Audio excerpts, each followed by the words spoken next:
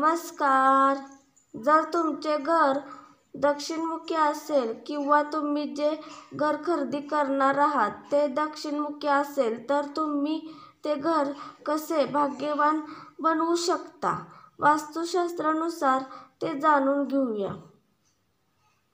वास्तुशास्त्र एक असं आहे की मानवी जीवनात एखाद्या वास्तूची स्थापना, बांधणी आणि सुसंवादपणे व्यवस्था करण्यासाठी उपयुक्त आहे.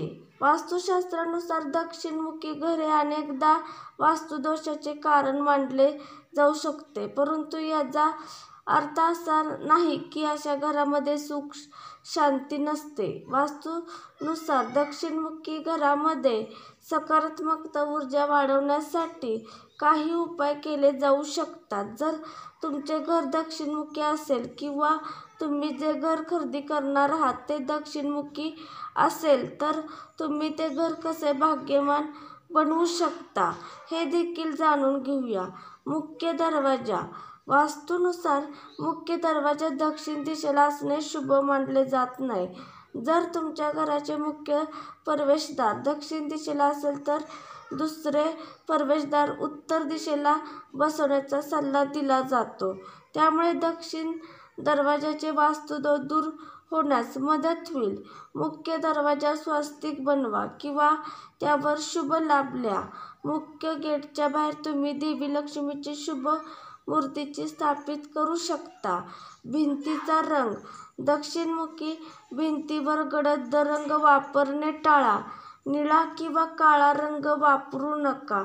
पांढरा, आकाशी किंवा क्रीम सारखे हलके रंग वापरणे शुभ असते. दक्षिणमुखी भिंत घराची सर्वात उंच भिंत असावी. छत आणि खिडक्या. दक्षिण दिशेला जास्त खिडक्या किंवा दरवाजे बांधू नका.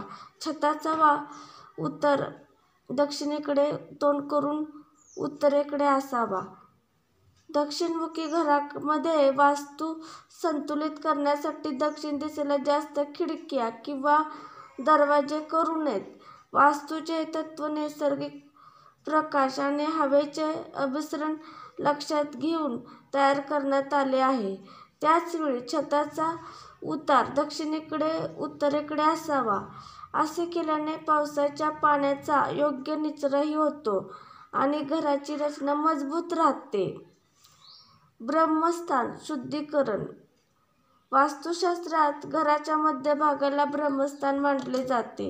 ही जागा नेहमी स्वच्छ ठेवली पाहिजे. वास्तू सुधारण्यासाठी तुम्ही ब्रह्मस्थानातील भागात मातीच्या किंवा काचेच्या भांड्यात शुद्ध समुद्री मीठ ठेवू शकता. काही वेळाने हे मीठ वाहत्या पाण्यात वाहून द्यावे.